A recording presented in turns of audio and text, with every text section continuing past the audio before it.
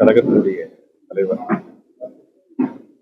தமிழ்நாட்டினுடைய ஒப்பற்ற முதலமைச்சர் மாண்புமிகு தளபதி அவர்கள் 2021-26 இந்த 5 ஆண்டுகளில் கரூர் மாவட்டத்திற்கு வழங்கி செயல்படுத்தி இருக்கக்கூடிய வரலாற்று சிறப்புமிக்க திட்டங்களில் சில திட்டங்களை மட்டும் உங்களிடத்திலே இந்த நேரத்தில் பகிர்ந்து கொண்டு, இந்த 5 ஆண்டுகளில் கரூர் மாவட்டம் ஒரு வரலாறு காணாத வளர்ச்சியை உருவாக்கக்கூடிய வகையில் மாண்பு முதலமைச்சர் அவர்கள் பல்வேறு திட்டங்களை கரூர் மாவட்டத்திற்கு தந்து செயல்படுத்தி இருக்கின்றார்கள்.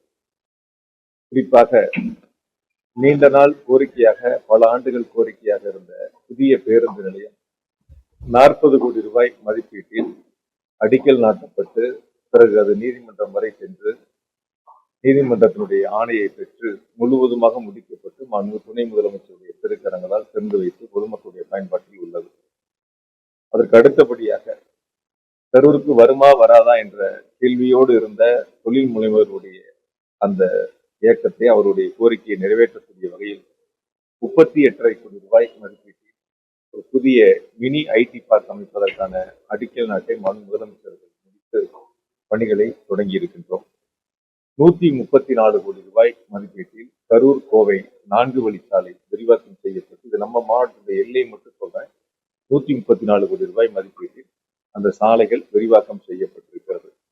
இது ஏதோ ஒரு 10 வருஷத்துக்கு முன்னாடி எம்பி எலெக்ஷன் முன்னாடி ஒருத்தர் பூதக்கரை வச்சு அப்ப தந்தில ராஜேந்திரன் கூட ஒரு போட்டோ போட்டிருந்தாரு, கரூர் கோவை 6 வழிச்சாலை விரிவாக்கம் பணிகள் தொடங்கியது. ஓகே, நான் உதாரணத்துக்கு சொன்னேன், அந்த செய்திகளை சொன்னேன், அவங்க செஞ்சதை சொன்னேன். அது மாதிரி இல்லை, இது 134 கோடி ரூபாய் அளவிற்கு பணிகள் முடிக்கப்பட்டு, நீங்க இப்ப கோயம்புத்தூர் போனோம்னா கூட மிக எளிதில் கோவையை சென்றடையக்கூடிய அளவிற்கு சாலை விரிவாக்கம் செய்யப்பட்டிருக்கிறது. அதே போல 101 கோடி ரூபாய் மதிப்பீட்டில் நெரூர் உன்னியூர் காவிரி ஆற்றின் குறுக்கே உயர்மட்ட பாலம் கட்டப்பட்டு மாண்பு முதலமைச்சருடைய திருக்கரங்களால் பொதுமக்களுடைய பயன்பாட்டிற்கு திறந்து கொண்டு வரப்பட்டுள்ளது. ஈரோடு சாலை விரிவாக்கம் என்பது நீண்ட நாள் கோரிக்கையாக இருந்தது. அந்த சாலையினுடைய விரிவாக்கத்திற்கு 62.5 கோடி ரூபாய் நிதிகளை மாண்பு முதலமைச்சர்கள் வழங்கி அந்த பணிகள் முடிக்கப்பட்டு பொதுமக்களுடைய பயன்பாட்டில் இப்பொழுது உள்ளது. கரூர் காமராஜ் மார்க்கெட்டினுடைய வணிக வளாகம் கட்ட வேண்டும் என்று அவருடைய கோரிக்கைக்கு 6.76 கோடி ரூபாய் நிதிகளை கொடுத்து பணிகள் முடித்து பொதுமக்கள் இப்பொழுது பயன்படுத்தி வருகின்றார்கள். அதே போல மாவட்ட நூலகம் 6.90 கோடி ரூபாய் மதிப்பீட்டில் கட்டப்பட்டு அதையும் திறந்து வைத்து இப்பொழுது மாணவ செல்வங்கள் படிக்கின்ற போட்டித் தேர்வு தயாரிக்கக்கூடியவர்கள் அதை பயன்படுத்தக்கூடிய வகையில் இப்பொழுது கொண்டு வரப்பட்டுள்ளது. மாவட்ட ஆட்சித்தலைவர் அலுவலகத்திற்கு அருகாமையில் அறிவியல் பூங்கா 5.93 கோடி ரூபாய் மதிப்பீட்டில் முடிக்கப்பட்டு பயன்பாட்டில் உள்ளது. தோழி தங்கும் விடுதி 5 கோடி ரூபாய் மதிப்பீட்டில் அரசு கலைக்கல்லூரிக்கு எதிரில் மிக சிறப்பாக பணிகள் முடிவு பெறக்கூடிய தருவாயில் இருக்கின்றன. அதே போல வெங்கமேட்ல மீன் மார்க்கெட்டு, இசைப்பள்ளிக்கான சொந்த கட்டிடம், பிஎம்எச் ஸ்கூல்ல அறிவுசார் மைய கட்டிடங்கள், அதே போல நகராட்சி ஆண்கள் மேல்நிலைப் பள்ளியில நீச்சல் குளங்கள், அதே போல அரசு மருத்துவக் கல்லூரி மருத்துவமனையில 20 கோடி ரூபாய் மதிப்பீட்டில் புதிய கூடுதல் கட்டிடம் அமைப்பதற்கான அந்த பணிகள், 15.75 ரூபாய் மதிப்பீட்டில் அரசு கலைக்கல்லூரியில் ஒரு புதிய கூடுதலான வகுப்பறை கட்டிடங்கள் கட்டுவதற்கான பணிகள், அதே போல சிறப்பு நிதிகளாக கொண்டு வரப்பட்டதில் கூட நம்முடைய கரூர் மாநகராட்சிக்கு புதிய குடிநீர் திட்ட பணிகளுக்கு 245 கோடி ரூபாய் நிதிகளையும், பாதாள சாக்கடை திட்ட பணிகளுக்கு 485 கோடி ரூபாய் நிதிகளையும் மாநில முதலமைச்சர்கள் வழங்கியிருக்கின்றார்கள். அதே போல சுங்ககேட்ல வெங்கல்பட்டி வரைக்கும் 29 கோடி ரூபாய் மதிப்பீட்டில் சாலை விரிவாக்கம், திருமாநலையூர் டு சுக்காலியூர் வரை 10 கோடி ரூபாய் மதிப்பீட்டில் சாலை விரிவாக்கம், ரிங் ரோடை பொறுத்த வரைக்கும் 72 கோடி ரூபாய் நிதிகளை கொடுத்து கரூர் ஈரோடு ரோடு சாலை குட்டக்கடை தொடங்கி மண்மங்கலம் சாலை வரை நிலம் எடுப்பதற்கான பணிகளை முன்னெடுக்கப்பட்டிருக்கிறது. 2வது கட்டமாக சேலம் பைபாஸ் தொடங்கி 16 கால் மண்டபம் வரை அதற்கான கருத்துரு அரசுக்கு அனுப்பப்பட்டுள்ளது. அதே போல 16 கால் மண்டபம் தொடங்கி நெரூர் ரோட்ல 16 கால் மண்டபம் தொடங்கி சோம்பூர், திருமக்குடலூர், நெரூர் வரை சாலை விரிவாக்கத்திற்கு 20.74 கோடி ரூபாய் நிதிகளை கொடுத்து மாநில முதலமைச்சர்கள் அந்த பணிகளை வழங்கி இருக்கின்றார்கள். 3.90 ரூபாய் மதிப்பீட்டில் நம்ம ஆர்டிஓ ஆபீஸ் கட்டுவதற்கான பணிகள், அதே போல 2.58 ரூபாய் மதிப்பீட்டில் மண்மங்கலத்தில் பத்திரப்பதிவு அலுவலகங்கள், 3.5 கோடி மதிப்பீட்டில் மண்மங்கலத்தில் அரசு மருத்துவமனைக்கான கூடுதல் கட்டிடங்கள், 17 கோடி ரூபாய் மதிப்பீட்டில் அரவக்குறிச்சி அரசு கலை மற்றும் அறிவியல் கல்லூரியை தந்ததோடு மட்டுமல்ல, அதற்கான நிரந்தர கட்டிடம் கட்டுவதற்கான நிதிகளை கொடுத்து அந்த பணிகளுக்கான நிதிகளை மாண்பு முதலமைச்சர்கள் வழங்கியிருக்கின்றார்கள். 16 கோடி ரூபாய் மதிப்பீட்டில் முருங்கை உற்பத்திக்கான பார்க் அமைப்பதற்கான அந்த பணிகளையும் மாண்பு முதலமைச்சர்கள் வழங்கியிருக்கின்றார்கள். தரகம்பட்டியில் இருக்கக்கூடிய ஒரு அரசு கலை மற்றும் அறிவியல் கல்லூரிக்கு நிரந்தர கட்டிடம் 12 கோடியே 46 லட்சம் ரூபாய் மதிப்பீட்டில் கட்டப்பட்டு மாண்பு முதலமைச்சர்களுடைய திருக்கரங்களால் திறந்து இன்று மாணவ செல்வங்கள் பயன்படுத்தி வருகின்றார்கள். 2 கோடியே 39 லட்சம் ரூபாய் மதிப்பீட்டில் புலியூர்ல வணிக வரி அலுவலகத்திற்கான சொந்த கட்டிடங்கள் கட்டப்பட்டு பயன்பாட்டிற்கு கொண்டு வரப்பட்டிருக்கின்றன. அதே போல 200 ஏக்கர் பரப்பளவில் புதிய சிப்காட் அமைக்கப்படும் என்று சட்டமன்றத்தில் அறிவிக்கப்பட்டு அதற்கு பிறகு கூடுதலான இடங்களை பெறுவதற்கான முயற்சிகளை எடுத்து இப்பொழுது 399 ஏக்கர் பரப்பளவில் புதிய சிப்காட் அமைப்பதற்கான அரசாணை வெளியிடப்பட்டு அந்த பணிகள் இப்பொழுது தொடங்கி இருக்கின்றோம். 40 கோடி ரூபாய் மதிப்பீட்டில் குளித்தலை அரசு மருத்துவமனை பொறுத்தவரை கரூர் மாவட்ட அரசு தலைமை மருத்துவமனையாக குளித்தலை அரசு மருத்துவமனை தரம் உயர்த்தப்பட்டு அதற்கு 40 கோடி ரூபாய் நிதியிலே கட்டணம் கட்டப்பட்டு மாண்பு முதலமைச்சருடைய திருக்கரங்களால் திறந்து வைத்து பயன்பாட்டிற்கு கொண்டு வரப்பட்டிருக்கின்றன. குளித்தலையில ஒரு மினி விளையாட்டு அரங்கம் குளித்தலை தொகுதியில் 3 கோடி ரூபாய் மதிப்பீட்டில் அதற்கான பணிகள், இப்படி ஒட்டு மொத்தமாக பல்வேறு பணிகளை ஒன்றிணைத்து ஒவ்வொரு துறைகள் வாரியாக எடுத்து செய்யப்பட்ட பணிகள், சிறப்பு திட்டங்கள் மூலமாக எடுத்து செய்யப்பட்ட பணிகளை பொறுத்தவரை கரூர் மாநகராட்சி ஏறத்தாழ 1140 கோடி ரூபாய் அளவிற்கான பணிகளும், 12 ஊராட்சிகள் கரூர் ஊராட்சி ஒன்றியத்தில் இருக்கக்கூடிய 12 ஊராட்சிகள்ல 200 கோடி ரூபாய் மதிப்பிலான பணிகளும், அதே போல பள்ளப்பட்டி நகராட்சியில் 37 கோடி ரூபாய் மதிப்பிலான பணிகளும், புகழூர் நகராட்சியில் 40 கோடி ரூபாய் மதிப்பிலான பணிகளும், புஞ்சை தோட்டக்குறிச்சி பேரூராட்சியில் 31 கோடி ரூபாய் மதிப்பிலான பணிகள், அரவக்குறிச்சி பேரூராட்சியில் 36 கோடி ரூபாய் மதிப்பிலான பணிகள், 54 ஊராட்சிகள் அரவக்குறிச்சி சட்டமன்ற தொகுதியை பொறுத்தவரை இந்த 54 ஊராட்சிகளில் 384 கோடி ரூபாய் அளவிற்கான வளர்ச்சி பணிகள் நடந்திருக்கிறது. புகழூர் அதே போல புலியூர் பேரூராட்சியில 31 கோடி, உப்பிடமங்கலம் பேரூராட்சியில 31 கோடி, கிருஷ்ணராயபுரம் பேரூராட்சியில 30 கோடி, பழைய ஜெயங்கொண்டம் பேரூராட்சியில 32 கோடி, அதே போல 45 ஊராட்சிகள் கிருஷ்ணாபுரம் தொகுதியில் இருக்கக்கூடிய 45 ஊராட்சிகளில் 336 கோடி ரூபாய் அளவிற்கான வளர்ச்சி பணிகள் நிறைவு செய்யப்பட்டிருக்கிறது. குளித்தலை நகராட்சியை பொறுத்தவரை 53 கோடி ரூபாய் மதிப்பிலான பணிகள் மிக சிறப்பாக மக்களுடைய பயன்பாட்டிற்கு கொண்டு வந்திருக்கின்றோம். அதே போல நங்கவரம் பேரூராட்சியில 29 கோடி ரூபாய், மருதூர் பேரூராட்சியில 19 கோடி ரூபாய், 46 ஊராட்சிகளை உள்ளடக்கிய குளித்தலை சட்டமன்ற தொகுதியிலுடைய கிராம ஊராட்சிகளில் 377 கோடி ரூபாய் மதிப்பிலான பணிகள், அடிப்படை கட்டமைப்புகளை மேம்படுத்துவதற்கான பணிகள் மேற்கொள்ளப்பட்டிருக்கின்றன. இப்படி தொடர்ச்சியாக ஒவ்வொரு துறைகள் வாரியாக மாநகராட்சி, நகராட்சி, பேரூராட்சிகள், ஊராட்சிகள், துறைகள் சார்ந்து நெடுஞ்சாலை துறைகளாக இருக்கட்டும், அதே போல மற்ற துறைகளாக இருக்கட்டும், நீர்வளத் துறைகளாக இருக்கட்டும், அனைத்து துறைகளையும் சேர்த்து ஒன்றிணைத்து இந்த 5 ஆண்டுகளில் மாண்பு முதலமைச்சர் அவர்கள் 5100 கோடி ரூபாய் அளவிற்கான வளர்ச்சி திட்டங்களை வழங்கியிருக்கின்றார்கள். குறிப்பாக திராவிட முன்னேற்ற கழகத்தினுடைய ஆட்சி, திராவிட மாடல் ஆட்சி, மாண்பு முதலமைச்சர் தளபதி அவர்கள் கரூர் மாவட்டத்திற்கு 5 ஆண்டுகளில் 5000 கோடிக்கான வளர்ச்சி திட்டங்களை தந்திருக்கின்றார்கள். இது முழுக்க முழுக்க வளர்ச்சி திட்டம். இது நாங்க நலத்திட்டங்களை இதுல சேர்க்கல, கலைஞர் மகளிர் உரிமை தொகை இதுல சேர்க்கல, புதுமை பெண் சேர்க்கல, தமிழ் புதல்வன் இதுல சேர்க்கல, காலை உணவு திட்டம் சேர்க்கல, இப்படிப்பட்ட வழங்கக்கூடிய முதியோர் உதவித்தொகை இதுல சேர்க்கல. இப்படி இந்த திட்டங்கள் எல்லாம் சேர்க்காமல், உதவி திட்டங்களை சேர்க்காமல் நலத்திட்டங்களை மட்டும் எடுத்துக்கொண்டால், வளர்ச்சி திட்டங்களை மட்டும் நாம் எடுத்துக்கொண்டால் 5000 கோடி அளவிற்கு 5 ஆண்டுகளில் மாண்பு முதலமைச்சர்கள் சாதனை திட்டங்களை தந்து பெருமை சேர்த்திருக்கின்றார்கள். இன்னும் பல திட்டங்களை தருவதற்கு மாண்பு முதலமைச்சர்கள் தயாராக இருக்கின்றார்கள். குறிப்பா நம் கரூருக்கு விமான நிலையம் வேண்டும் என்ற தொழில் முனைவோருடைய கோரிக்கையை ஏற்று ஒன்றிய அரசுக்கு மாண்பு முதலமைச்சர்கள் அங்கே வலியுறுத்தி இருக்கின்றார்கள். நமக்கு போதிய இடம் இல்லாத காரணத்தினால் அந்த திட்டம் தள்ளி போயிருக்கிறது. நிச்சயமாக அடுத்த திராவிட மாடல் ஆட்சியில் நிச்சயமாக திராவிட மாடல் ஆட்சி 2.0 கரூருக்கு விமான நிலையம் அமைப்பதற்கான பணிகளை நாங்கள் முன்னெடுக்க இருக்கின்றோம். ஆக நீங்க பார்த்திருப்பீங்க, கரூர் மாநகராட்சிக்குள்ள எந்த பகுதியில் உள்ள போனீங்கனாலும் சாலை புது பொலிவோட இருக்கும், 2 சைடு வெள்ளக்கோடு போட்டு பொதுமக்கள் பயன்படுத்தக்கூடிய அளவிற்கு இருக்கும். சாக்கடை வசதிகளாக இருக்கட்டும், தெருவிளக்கு வசதிகளாக இருக்கட்டும், அடிப்படை கட்டமைப்பு வசதிகளாக இருக்கட்டும், அனைத்தும் மிக சிறப்பாக நிறைவேற்றப்பட்டிருக்கின்றன. சிறப்பு திட்டங்களும் முழுமையாக கொண்டு வரப்பட்டிருக்கின்றன. சிப்காட்டா இருக்கட்டும், ஐடி பார்க்கா இருக்கட்டும், புது பஸ் ஸ்டாண்டா இருக்கட்டும், காவிரி ஆற்றுல மேம்பாலங்களாக இருக்கட்டும், புதிய சாலை வசதிகளாக இருக்கட்டும், ரிங் ரோடா இருக்கட்டும், அனைத்து அடிப்படை வசதிகளும் முழுமையாக கொண்டு வரப்பட்டிருக்கின்றன.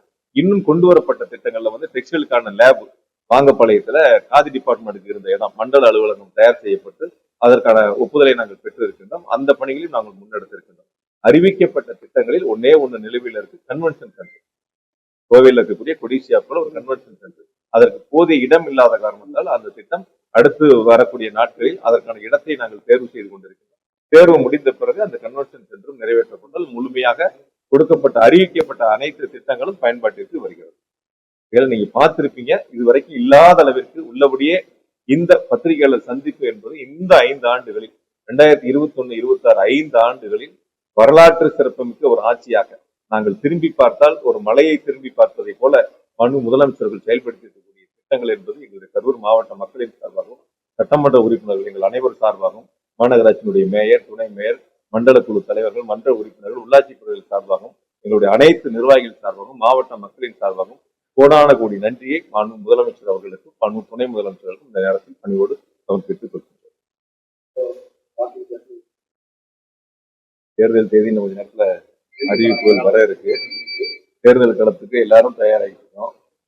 நம்ம எப்பயோ தயாராகி எல்லா வேலைகளும் முடிச்சு பல சுற்றுக்கள் வந்து மக்களை சந்தித்து விட்டு வந்திருக்கோம். இப்ப கூட காலையில 7 மணிக்கு ஆரம்பிச்சு நேரடியா களத்துல இருந்துதான் இந்த அலுவலகத்துக்கு வந்திருக்கோம். அதனால கரூர் மாவட்டத்தை பொறுத்தவரை 2021 சட்டமன்ற தேர்தலில் 4 தொகுதிகளிலும் உதயசூரியன் போட்டியிடக்கூடிய வாய்ப்பை எங்களுடைய கழக தலைவர் அவர்கள் வழங்கினார்கள். முதலமைச்சர் அவர்களுடைய அறிவிக்கப்பட்ட வேட்பாளர்கள் 4 பேரையும் ஒரு மகத்தான வெற்றி பெற செய்து சட்டமன்றத்திற்கு கரூர் மாவட்ட மக்கள் அனுப்பி வைத்தார்கள். அதே போல 2026 சட்டமன்ற தேர்தலிலும் ஒரு மகத்தான வெற்றியை முதலமைச்சர்கள் அறிவிக்கின்ற வேட்பாளருக்கு கரூர் மாவட்ட மக்கள் வழங்குவார்கள். நிச்சயமாக 4 தொகுதியிலும் உதயசூரியன் வெற்றி பெறும். மதசார்பற்ற முற்போக்கு கூட்டணி ஒரு மகத்தான வெற்றி, எந்த சந்தேகமும் வேண்டியதில்லை. அதுக்கு அடுத்து ஒரு வார்த்தை சொன்ன, மதசார்பற்ற முற்போக்கு கூட்டணி வெற்றி பெறும். அதுக்கப்புறமும் சொன்னேன், ஏற்கனவே 4 கொடுத்திருந்தாங்க உதயசூரியன் போட்டியிடுறதுக்கு. யாரு எந்த சின்னங்கள் எங்க போட்டியிடணும், தோழமைக்கு எது கொடுக்கணுங்கிறது எங்களுடைய தலைவர் தான் முடிவு பண்றாங்க. அதனால அந்த இடத்துல வந்து மதசார்பற்ற முற்போக்கு கூட்டணி வெற்றி பெறும் தான் சொன்னாங்க. அதனால தோழமை இயக்கங்கள் வந்து எங்க மாவட்டத்தில் கேட்காம, நம்ம மாவட்டத்தில் கேட்காம இருக்கலாம், வேறு மாவட்டங்களையும் கேட்கலாம், அது தலைவருடைய முடிவு. அதனால நாங்கள் தேர்தல் களத்திற்கு நாங்கள் போட்டியிட்டாலும், தோழமை இயக்கங்கள் போட்டியிட்டாலும் தேர்தல் களத்தில் பணியை தொடங்கிவிட்டோம். சிறப்பாக அந்த பணிகளை முன்னெடுத்திருக்கின்றோம். வேட்பாளர் அறிவிக்கப்பட்டவுடன் நேரடியாக மக்களை சென்று வாக்களை சேகரிக்கக்கூடிய பணிகளுக்கு பட்டியல் தயாரா இருக்கு. வேட்பாளர் பேர் போடணும், தேதி போடணும், நேரம்லாம் போட்டு கூட தயாரா வச்சிருக்கோம். சுற்றுப்பயணத்திற்கான முழு அட்டவணை தயார் செய்யப்பட்டு தயாரா இருக்கு. வேட்பாளருடைய பெயரும் நாளும் போட்டா போடும், நேரம் கூட போட்டிருக்கோம். அதுல மாலை 4 மணி 4:15 மணி வரைக்கும் போட்டு வச்சாச்சு. அது மட்டும்தான் பாக்கி இருக்கு. சொன்னா 100 வாக்குறுதிகளில் குறிப்பிட்ட ஒரு சில வாக்குறுதிகளை தவிர ஒரு அரசு பொறியியல் கல்லூரி நம்ம அதுல சொல்லியிருந்தோம். அரசு பொறியியல் கல்லூரியை பொறுத்தவரை உங்களுக்கு பொறியியல் கல்லூரியுடைய மாணவர் சேர்க்கை எப்படி இருக்குங்கிறது உங்களுக்கு தெரியும் இந்த இருக்கக்கூடிய கால சூழ்நிலையில. அதனால அது மாதிரி இருக்கக்கூடிய சில வாக்குறுதிகளை தவிர இடத்துல 100 வாக்குறுதிகளில் நாம் 70க்கும் மேற்பட்ட வாக்குறுதிகளை முழுமையாக நிறைவேற்றியிருக்கிறோம். 70% மேல முழுமையாக நிறைவேற்றியாச்சு. 1-2 வாக்குறுதிகள் வந்து அரசு சார்ந்து இருக்கக்கூடியது, சிலது வந்து ஒன்றிய அரசு சார்ந்து இருக்கக்கூடிய வாக்குறுதிகள் மட்டும் நிலுவையில் இருக்கிறது. அதனால முழுமையா இந்த முறை இன்னும் வந்து நீங்க எதிர்பார்க்கக்கூடிய கரூர் மாவட்டத்தினுடைய வாக்குறுதி பாத்தீங்கன்னா ஒரு மக்கள் ஏற்றுக்கொள்ளக்கூடிய அளவிற்கு தொழில் முனைவோர்கள் விரும்பக்கூடிய வாக்குறுதியாக இருக்கும். அது நிறைவேற்றக்கூடிய வாக்குறுதியாக. அதுதான் அவர் கேட்டார். மொத்தம் நம்ம மாவட்டங்கள்ல வந்து 55,000 பேருக்கு வந்து வீட்டுமனை பட்டாக்கள் வழங்கப்பட்டு இந்த 5 ஆண்டுகள்ல வீட்டுமனை பட்டாக்கள் மட்டும் 55,000 பேருக்கு வழங்கப்பட்டிருக்கு. அது உள்ளபடியே ஒரு வரலாற்று சிறப்பு மிக்க நிகழ்வு. இன்னும் சொல்லணும்னா நியாய விலை கடைகளுக்கு 2 கிலோமீட்டர் 3 கிலோமீட்டர் 4 கிலோமீட்டர் நடந்து போய் அல்லது வாகனத்தில் சென்று பொருட்களை வாங்கக்கூடிய சூழலை மாற்றி இந்த 5 ஆண்டுகளில் நம்முடைய மாவட்டங்கள்ல பகுதி நேர கடை, முழு நேர கடை ரெண்டையும் சேர்த்து 156 புதிய கடைகளை முதலமைச்சருடைய வழிகாட்டுதலோடு திறந்திருக்கோம். இது வரைக்கும் கரூர் மாவட்டத்தில் இப்படி ஒரு சம்பவம் நடந்ததே இல்லை. 156 நியாய விலை கடைகள் இந்த 5 ஆண்டுகளில் புதிதாக திறக்கப்பட்டு பயன்பாட்டு கொண்டோம். இன்னைக்கு காலையில் கூட ஒரு கடை தரணும் நேற்று. அதனால நேற்று காலையில் தரணும். அதனால தொடர்ச்சியா என்ன தேவையோ அது முழுவதுமா கொடுத்துருக்காங்க. இந்த இடங்களை வந்து 75 கார்டு தான் இருக்கு. அதுக்கெல்லாம் அரசுக்கு அனுப்பிச்சு விட்டு சிறப்பு அனுமதிகளை பெற்று அந்த கடைகளை திறந்தது.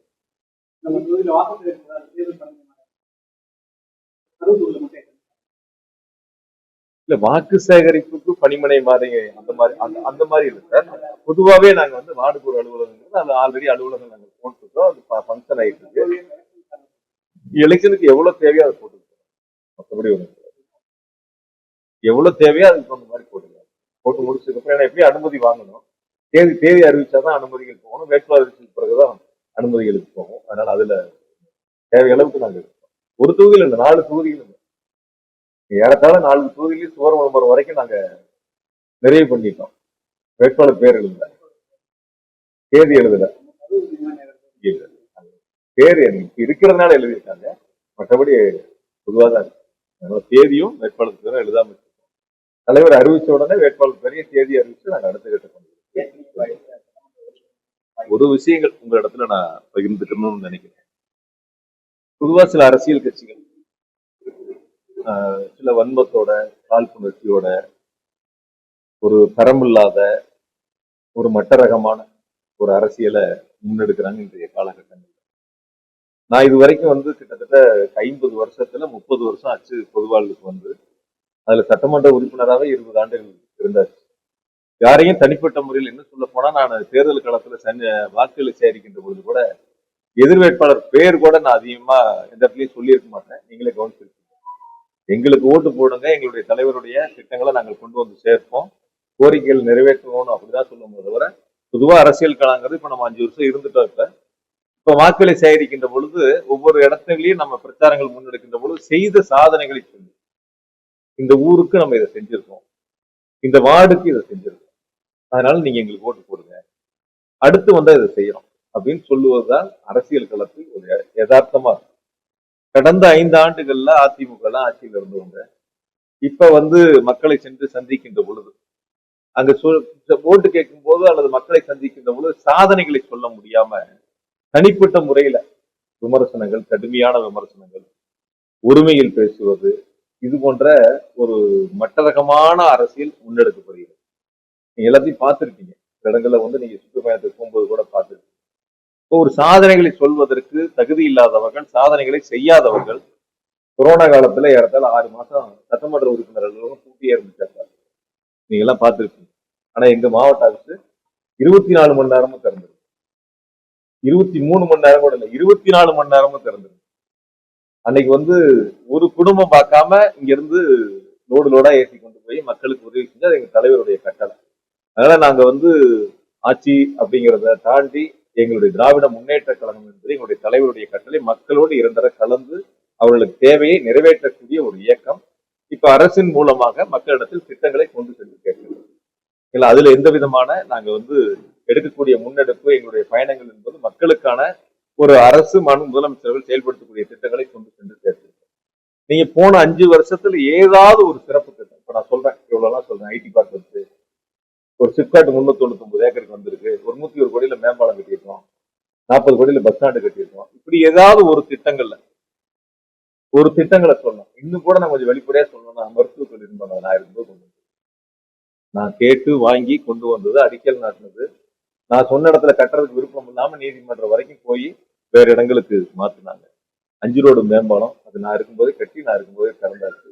2 குகோலி பாதை, அதையும் நான் இருக்கும்போதே நிதிகளை வாங்கி அரசாணை வாங்கி அந்த பணிகளை முன்னெடுத்தாச்சு.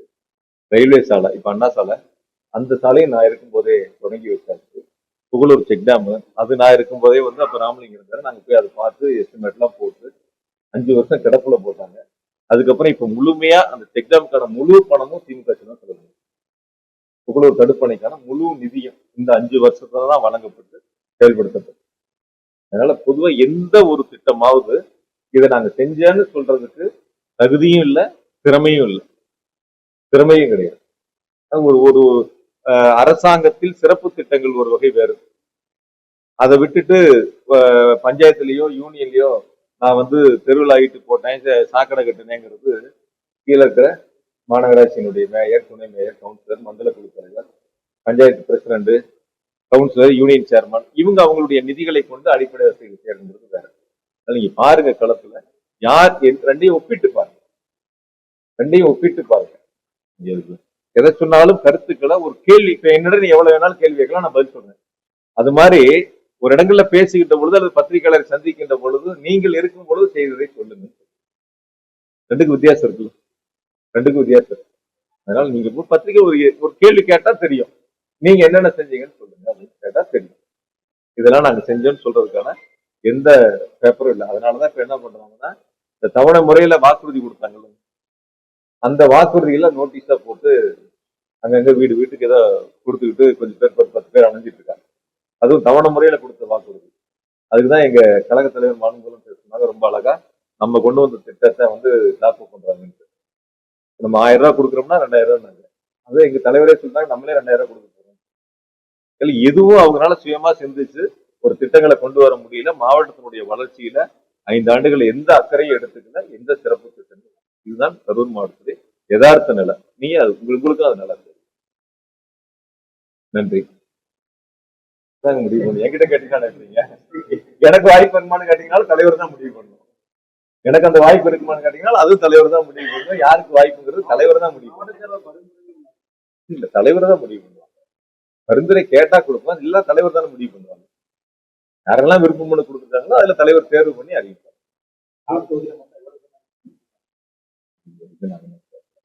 நேர்காணல் போறப்பதான நேர்காணல் போனது உங்களோட தாங்க இருக்கேன். உங்களோட தாங்க இருக்கேன். நான் ஏற்கனவே சொன்னேன். நான் பலமுறை நான் அது சொல்லியிருக்கேன். கோயம்புத்தூர்லயே அந்த பதில் சொல்லியிருக்கேன். தொடர்ந்து எனக்கு 20 வருஷம் உங்களோட தான் இருக்கேன். நான் எனக்கு நல்லா என்ன அன்பா பாசமா நேசிக்கக்கூடிய என்னுடைய மக்கள், சொந்த மக்கள் எனக்கு. அதுதான் அவங்ககிட்டயும் சொல்லியிருக்கேன். அதனால நீங்க ஏதாவது புதுசா கிடப்பாதீங்க. நல்லா போயிட்டு இருக்கு. காலையில 7 மணிக்கு ஆரம்பிச்சோம். 9:30 முடிச்சோம். அதுக்கப்புறம் கோவில் ஃபங்க்ஷன் எல்லாம் போயிட்டு வந்து திரும்ப ஆரம்பிச்சோம் 12 மணிக்கு. திரும்ப இப்பதான் முடிச்சுட்டு வர்றோம் 3:30 மணிக்கு. முடிச்சுட்டு வந்து உங்களை சந்திக்கிறோம். அதனால அதாவது ஒவ்வொருத்தருக்கும் ஒரு கனவு, எல்லாத்துக்குமே இருக்கு. ஒரு வாழ்க்கையில அப்பா அம்மா இருந்தா பையன் இப்படி ஆக்கணும்னு ஒரு கனவு இருக்கும், பொண்ணை இப்படி படிக்க வைக்கணும் இந்த மாதிரி ஆக்கணுங்கிற ஒரு கனவு இருக்கும், நம்ம இப்படி இருக்கணுங்கிற ஒரு கனவு இருக்கும். அதுல எனக்கு தனிப்பட்ட முறையில் ஒரு கனவு. அந்த கனவு என்னன்னா, மாவட்டம் இன்னும் வளர்ச்சி அடையும், இன்னும் நிறைய திட்டங்களை கொண்டு வந்து சேர்க்கணும். மற்ற மாவட்டங்களை விட கரூர் மாவட்டம் இன்னும் சிறப்பான வளர்ச்சியை பெறணும். அந்த வளர்ச்சியில நிச்சயமா வந்து ஒரு பங்களிப்பு நம்ம இருக்கணும். நம்மளுடைய பங்களிப்பு அதுல செலுத்தணும். அது என்னெல்லாம் அவங்க கேட்கறாங்களோ அது முதலமைச்சருடைய கவனத்துக்கு கொண்டு போய் செய்யணும். 3 விவசாய ஸ்கீம் இருக்கு. நீரேற்று பாசன சங்கம் 20-25 வருஷம். இன்னைக்கு பாராட்டு விழா ஒண்ணு வச்சிருந்தாங்க வெண்ணமலையில. பாராட்டு வச்சிருந்தாங்க. 2000வது வருஷம் ஆரம்பிச்ச பணி அது. 2000வது வருஷம் ஆரம்பிச்ச பணி இப்ப 2026. பல முறை அவங்க முயற்சி எடுத்து நடக்காது. இப்ப நம்முடைய முதலமைச்சர் உத்தரவு போட்டு அரசாணை வெளியிட்டு 1641 ஏக்கர் பாசன பரப்பு, 752 உறுப்பினர்கள் சேர்ந்து 3 சங்கங்களை உருவாக்கி அரசாணை வெளியிட்டு பணிகளை தொடங்கியிருக்காங்க. இப்ப என்னன்னா, வறட்சியான மாவட்டங்கிறது ஒரு 1600 ஏக்கர் நேரடியா பாசனம் பெறுதுன்னா, இன்னொரு 1500 ஏக்கர் வந்து அருகாமையில் இருக்கக்கூடிய இடங்கள் வந்து நிலத்தடி நீர் அதிகரிக்கின்ற பொழுது அதுவும் அந்த பாசனத்துக்கான அந்த நிலம் தயாராகும். இது மாதிரியான திட்டங்கள் ஒரு வளர்ச்சி, நம்முடைய கனவை நிறைவேற்றக்கூடிய வகையில் நம்ம மாவட்டமா இது, நம்ம ஊரா இருந்து வியந்து பார்க்கக்கூடிய அளவிற்கான வளர்ச்சியை நாம் பெற வேண்டும். அதுக்கு இன்னும் நாம் உழைக்க வேண்டும். இன்னும் பயணிக்க வேண்டியதும் நிறைய. அதனால நிச்சயமா முதலமைச்சரை கேட்டு நாங்க எல்லாரும் சேர்ந்து செய்வோம். ஒரு கனவு கண்டிப்பா நம்முடைய கனவு நிறைவேறும். அந்த கனவு என்னன்னு கேட்டீங்கன்னா, ஏற்றுமதியாளர்கள்லாம் சேர்ந்து உருவாக்குனாங்கல்ல, 2030க்குள்ள 50,000 கோடி உற்பத்தி இலக்குங்கிறது. அந்த உற்பத்தி இலக்குங்கிறது நிச்சயமா கரூர் தான் நிச்சயமா நடக்கும். அதுக்கு அரசு முழுசா துணை நிற்கும், முதலமைச்சர்கள் துணை நிற்பார்கள். அதுக்கு நாங்க மக்கள் பிரதிநிதிகள் கண்டிப்பா அவங்களோட கரம் போட்டு அந்த திட்டங்களை கொண்டு வந்து சேர்த்து அவங்களோட பயணம்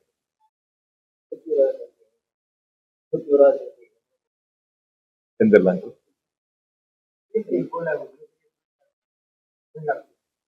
இவ்வளவு நாள் இடம் இல்லாம இருந்தது. இடம் இல்லாம இருந்து ஒரு தொழிற்சாலை இண்டஸ்ட்ரி கேட்கும் போது கூட வந்து தொழில்துறை அமைச்சர் என்ன சொல்லுவாங்கன்னா, இடம் இருந்தா கொடுத்தீங்கன்னா நாங்க தொழிற்சாலைகள் வந்து இப்ப பரவலாக்கப்பட்ட வளர்ச்சி, அனைத்து மாவட்டத்துக்குமான ஒரு வளர்ச்சி தான் இப்ப தொழில்துறையில முன்னெடுக்கிறாங்க. எல்லா மாவட்டமும் வளர்ச்சி அடைஞ்சுங்கிறது. அதுல நம்ம இடம் இல்லாம இருந்து ஒரு நாள் கேட்காம இருந்து இப்ப சிப்காட் 399 ஏக்கர் வந்துருக்கு. அதனால இப்ப நீ வரக்கூடிய இந்த தேர்தல் முடிந்த பிறகு நம்ம என்ன தொழிற்சாலை கொண்டு வர முடியுங்கிறத பார்த்து நிச்சயமா ஒரு நல்ல தொழிற்சாலை வரும், வேலைவாய்ப்பு உருவாக்கூடிய வரும். நிச்சயம் முதலமைச்சர் கொடுப்பாங்க. கேட்டுவாங்க கண்டிப்பா. வாக்குறுதி எல்லாம் கேட்டிருக்கீங்களா? நன்றி.